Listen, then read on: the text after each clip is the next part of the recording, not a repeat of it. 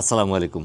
আজকের ভিডিওতে আমি তুলে ধরব পাসপোর্টের লস্ট সার্কুলার কি, কখন কি কাজে পাসপোর্ট অফিস কর্তৃপক্ষ এই লস্ট সার্কুলার জারি করেন এবং এই লস্ট সার্কুলার কি কাজে প্রয়োজন হয় এসব বিষয়ে বিস্তারিত।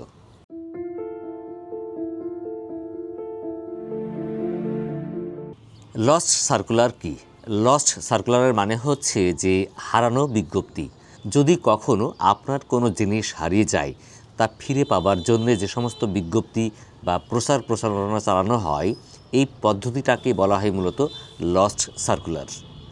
তো একজন বাংলাদেশি নাগরিকের যদি একটি পাসপোর্ট থাকে, এই পাসপোর্টটা যদি কখনো হারিয়ে যায়, তাহলে এই পাসপোর্ট হারানোর পর আপনারা যখন পাসপোর্ট অফিসে নতুন আরেকটি পাসপোর্ট পাওয়ার জন্যে বা রিইস্যু করার জন্য আবেদন করেন বা করবেন, তখন প্রথমে পাসপোর্ট অফিস কর্তৃপক্ষ একটি লস্ট সার্কুলার জারি করেন।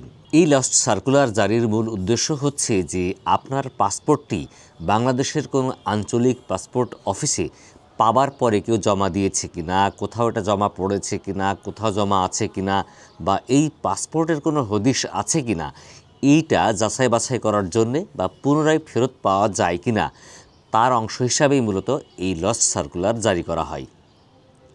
লস্ট সার্কুলার কখন জারি করা হয়?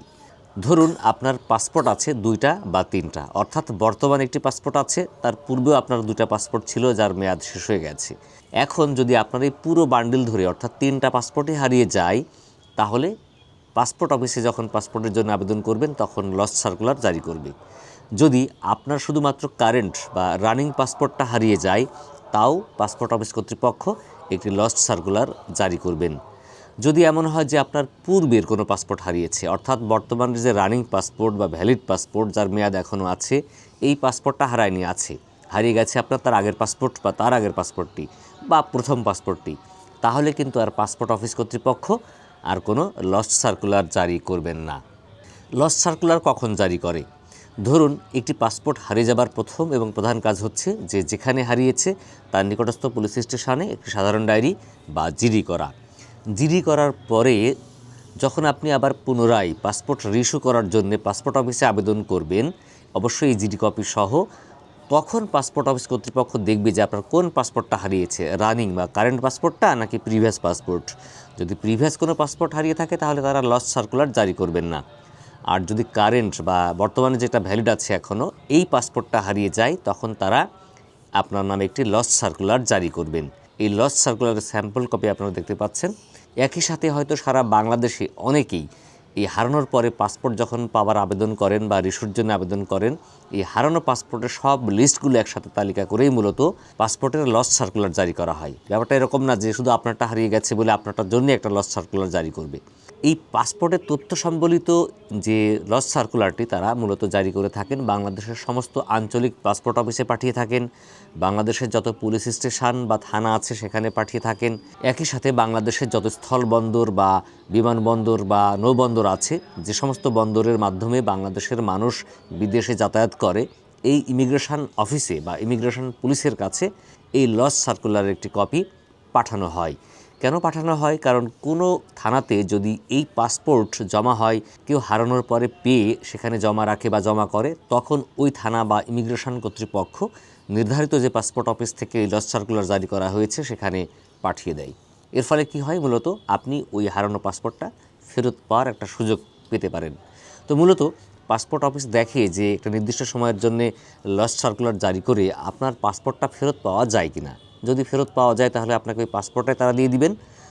আর এই নির্ধারিত সময়ের মধ্যে যদি কোনো রেসপন্স না পাওয়া যায়, কোথাও থেকে পাসপোর্টটা ফেরত না পাওয়া যায়, তারপর স্টেজ হচ্ছে যে নতুন একটি পাসপোর্ট তৈরি করা বা প্রিন্ট দেওয়া। তবে আমি শুনেছি বর্তমানে নাকি পাসপোর্ট অফিসগুলো এখন আর লস্ট সার্কুলার জারি করছেন না। তো যদি না করে থাকে তাহলে আপনার পাওয়ার সুযোগ নেই। যদি পাসপোর্ট অফিস কর্তৃপক্ষ একটি লস্ট সার্কুলার জারি করেন তাহলে অবশ্যই আপনাকে এই লস্ট সার্কুলারের কপিটা সংরক্ষণ করতে হবে এবং নিতে হবে। কেননা একবার আপনার পাসপোর্টটা হারিয়ে যাবার পরে নতুন যে পাসপোর্ট করবেন, সেই পাসপোর্ট দিয়ে বিশ্বের যখন বিভিন্ন দেশে আপনি ভিসার জন্য আবেদন করবেন, তখন অন্যান্য ডকুমেন্টসের সাথে কিন্তু আপনার পাসপোর্ট হারানোর যে জিডি কপি ছিল সেটা এবং লস্ট সার্কুলারের কপি জমা দিতে হবে। অর্থাৎ আপনার যেটা হারিয়ে গেছে, আসলেই হারিয়ে গিয়েছিল তার প্রমাণপত্র। কেননা অনেকেই পাসপোর্ট নিয়ে বিদেশে যাবার সময় বা বিদেশে যাবার পর বিভিন্ন ধরনের অকারেন্স করে, যার কারণে বিভিন্ন দেশের ইমিগ্রেশন কর্তৃপক্ষ তার পাসপোর্টে এন্ট্রি রিফিউজ সিল দিয়ে দেয় বা এন্ট্রি রেস্ট্রিক্টেড সিল দিয়ে দেয়। ফলে ওই পাসপোর্ট দিয়ে পরবর্তীতে বিভিন্ন দেশের ভিসার আবেদন করলে আর ভিসা দিতে চায় না বা দেয় না দেখে অনেকে কী করেন, এই পাসপোর্টটা হারিয়ে গেছে এই জন্য আবার ফের নতুন করে পাসপোর্ট পাওয়ার চেষ্টা করেন। আবার অনেক ক্ষেত্রে এমন হয় যে বিভিন্ন দেশে গিয়ে তার পাসপোর্টটা হয়তো আটকে দিয়েছিল বা হারিয়ে গিয়েছিল, পরে সে অবৈধভাবে দেশে ফেরত এসেছিল, হয়তো ট্রাভেল পাস নিয়ে বা স্থলবন্দর দিয়ে হলে অবৈধভাবে দেশে ফিরে এসেছিল। তখনও কিন্তু তার জন্য বিদেশে যাওয়া বা ভিসা পাওয়া কঠিন হয়।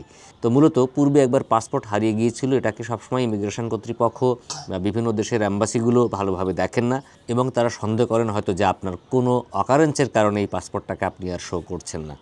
তো এগুলো থেকে পরিত্রাণের উপায় হচ্ছে যে আপনার পাসপোর্টের লস সার্কুলার এবং একই সাথে থানায় যে জিডি করেছিলেন সেগুলো সংরক্ষণ করা, এবং পরবর্তীতে যখন বিভিন্ন দেশের ভিসার জন্য আবেদন করবেন, বিভিন্ন দেশে যখন যাবেন, ওই ইমিগ্রেশন কর্তৃপক্ষ কিন্তু আপনার এই জিডির কপি বা লস সার্কুলার দেখতে চাইতে পারেন।